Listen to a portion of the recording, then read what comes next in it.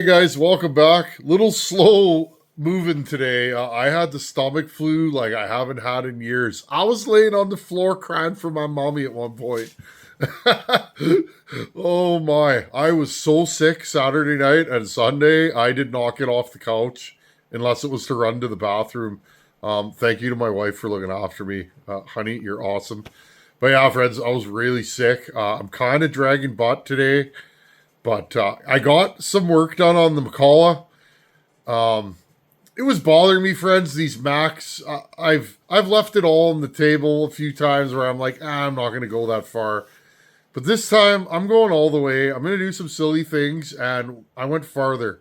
So I did some machine work tonight, and I'm making a fixture so that I can properly secure a Mac piston without ruining it. And anyways, come to the bench, and I'll show you guys what I did tonight. Okay, so what I've been up to, Project Mccullough. Okay, first thing I did tonight, I took the rod off of the crankshaft. There's 22 roller bearings on here is what I counted, 22. They are loose.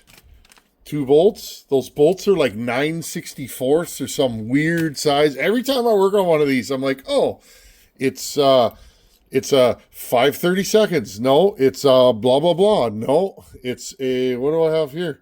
3/16. No, it's a 9/32. It's this one, friends. Torque spec? I don't know. Okay, that's tight. You guys know Macs are not my favorite. But you know what is my favorite? My friend Buckin. So I build these for him. That's all it is, friends. There's those of you who are my friends. I don't have a ton of friends, but those of you who are my friends out there, you know, Buckin, Vince, Sizemore, the Iron Horse, you guys out there, Scotty Wilson.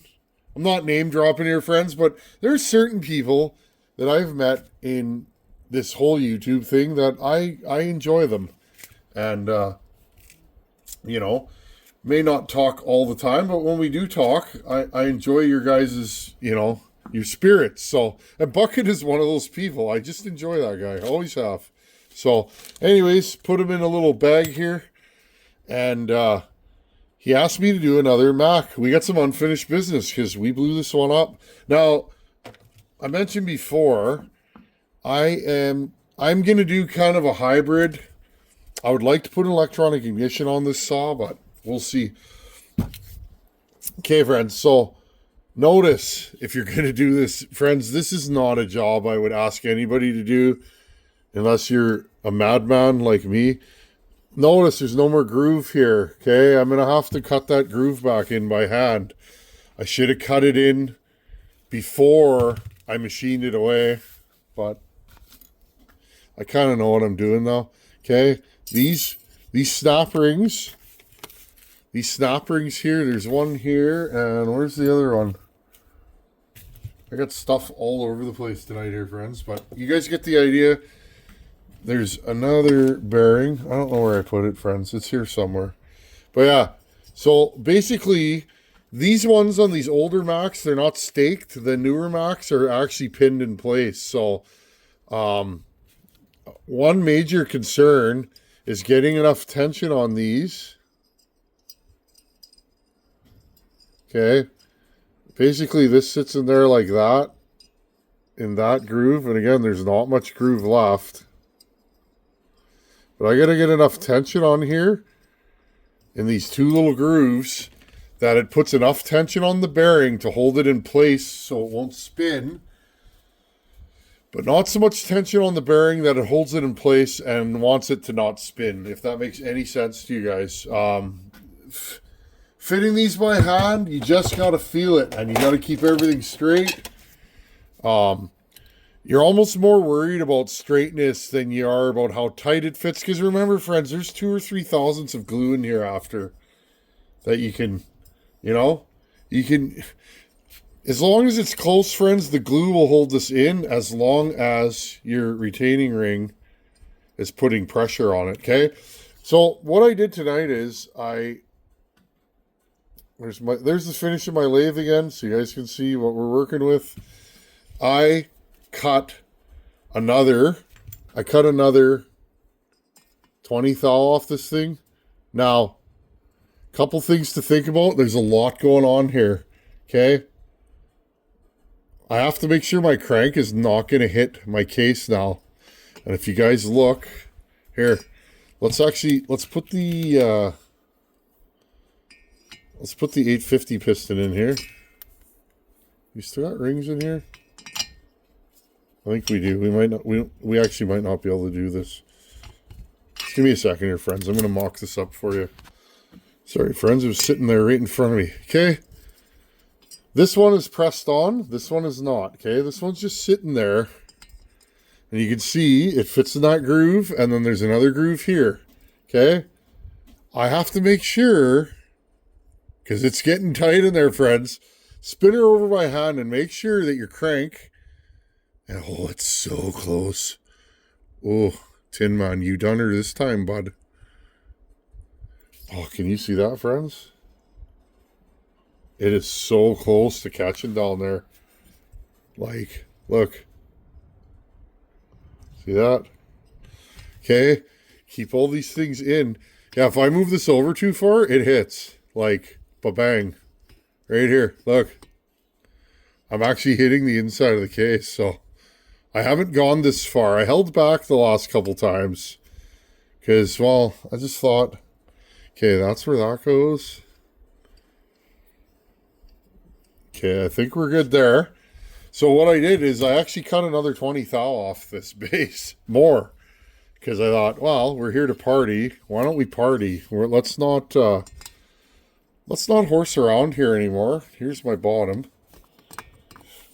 You guys can see there's now a giant gap there again.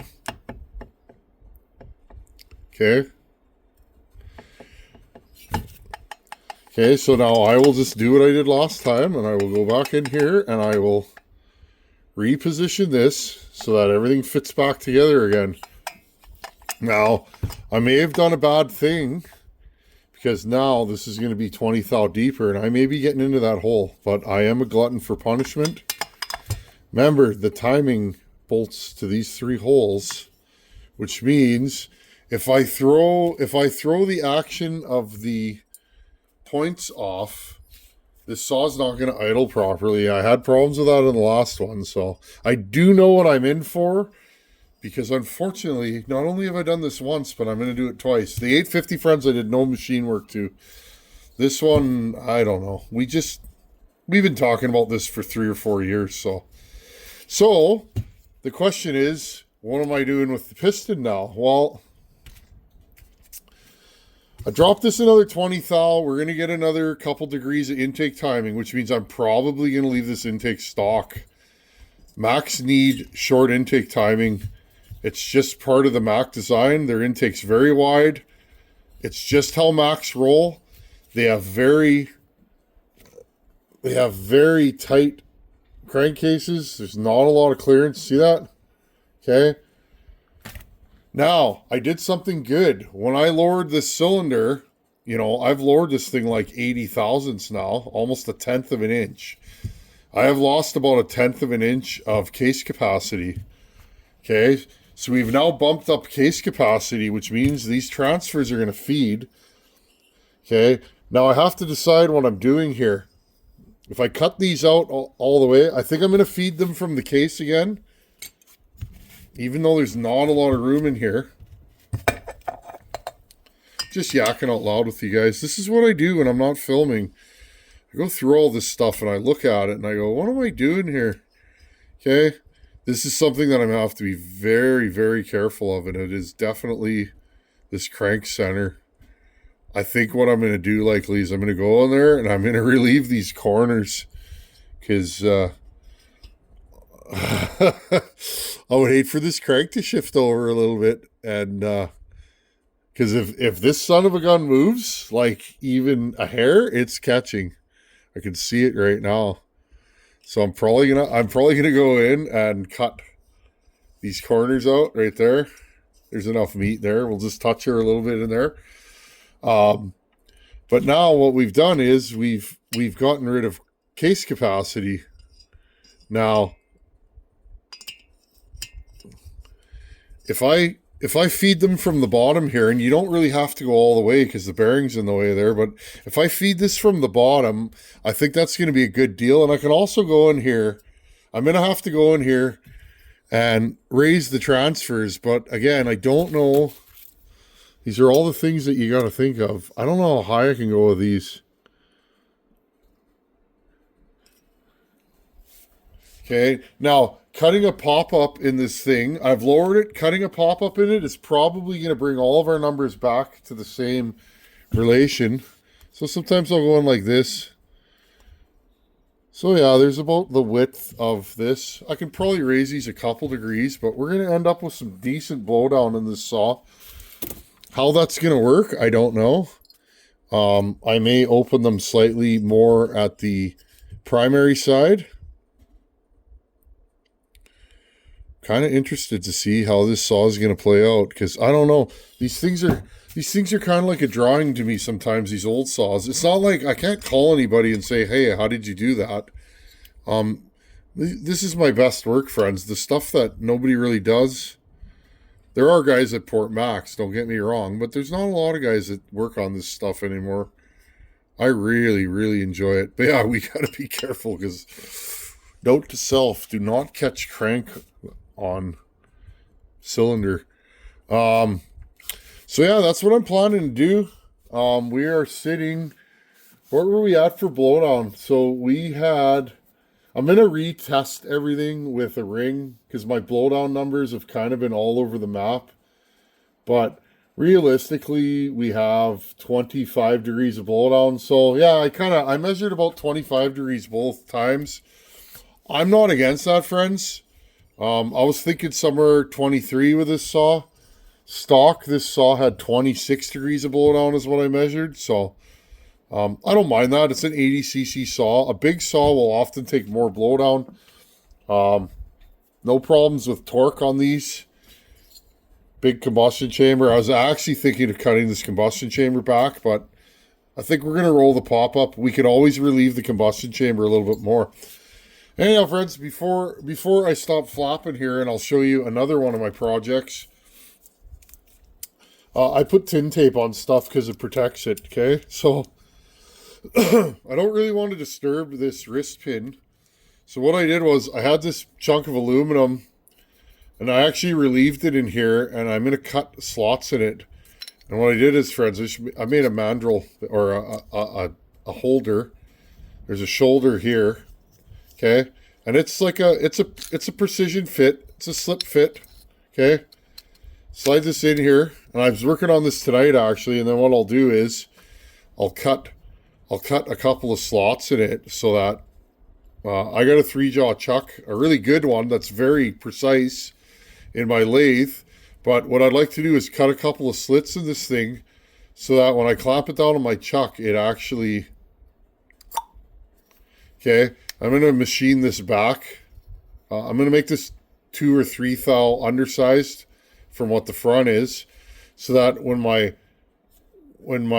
my chuck grabs down on this hard piece, it'll only bend in so much. Okay, it's a good way to grab a piston. And again, I turn this in my lathe, so it's very center. And then what we'll do is I actually marked it a little bit with some layout fluid. I'm actually just going to cut this in just a hair to right there. Okay. I'm going to give about a 20 thou pop-up. Now, friends, don't do this at home. I like to show you guys what I'm doing because sometimes it's a horrible idea. Remember, guys, I don't take this stuff seriously. And I don't know. I feel like the sum of our work as saw porters is what we've blown up, what we're willing to blow up. I'm just willing to show you guys. This is about 90 thousandths, okay? That's getting real thin. I don't know if 70 thousandths is cool, but I'm going to try it, friends. If we blow this saw up, if this saw blows up, it's either going to spin a crank bearing, because that's always been my concern on these. I was actually thinking of drilling through here and putting the smallest set screw I could on each side, and just, I might actually do that to stake these in place. The other Macs I've done have a hole in the bearing here, and it's actually staked to the case. These early ones are not. I don't know. I worry about stuff like that when you're increasing RPM and all that. Yeah, friends, that's what we're going to do. We're just going to put that in there. I'll cut it. Spent about an hour making this. It's not even done yet, but now I have a mandrel for a Mac piston. So here you guys go. I'll show you guys also what I'm doing for my Harley. I just got a lot of things on the go, trying to get things done before it warms up.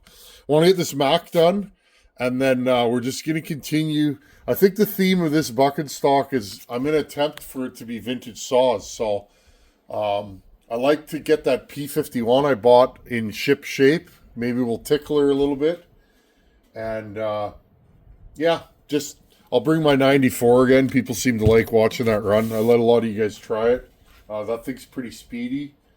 And yeah, friends, that's what we're looking at for this year. But this is job number one. I want to get this done. If I get this done soon enough, I will actually send it to Buchan. He can run it, and then he can send it back to me, and then I'll throw it in my truck and bring it to bucket stock. You guys can see this saw in real time. I've seen what the bellhopper can do with a Mac. Pretty darn impressive. Jeremy Bell, you are a sadistic man. Fred, some of those Macs, he brought a Mac that he built to bucket stock. Wow. Thing darn near pull your arms out when you're bucking with it. So anyhow, that inspires me. Okay, guys, I'll jump into what else I'm doing, and I'll let you guys go. Okay, guys, well, slow and steady wins the race. These projects take forever. But when they're running and they're cool and they cut. And you got to try things, friends. Don't get stuck in your builds. Don't just do one thing. I have done all the things. Reed saws, combustion chamber work, pop-ups, flat tops, light pistons, heavy pistons, 1 ring, 2 ring. I've drilled holes in pistons. Friends, and I still am playing with these things. So don't get stuck in one way of building is what I could say. Do your own thing and try something. Once in a while, I've built some saws that I thought were going to be turds that were incredible. And then you're left wondering why. And then you got to do it again and again. But anyhow, friends, I think this Mac's going to be the best one I've built. It'll be a culmination of the other 2 Macs. Taking both Macs and blending them to one. One thing I can say with Macs, though, do not over intake them. You will be sorry. They will not idle. I've learned that the hard way. Anyhow, friends, thanks for watching. Take her easy. See you in a couple days, probably with an update on the Harley. Later.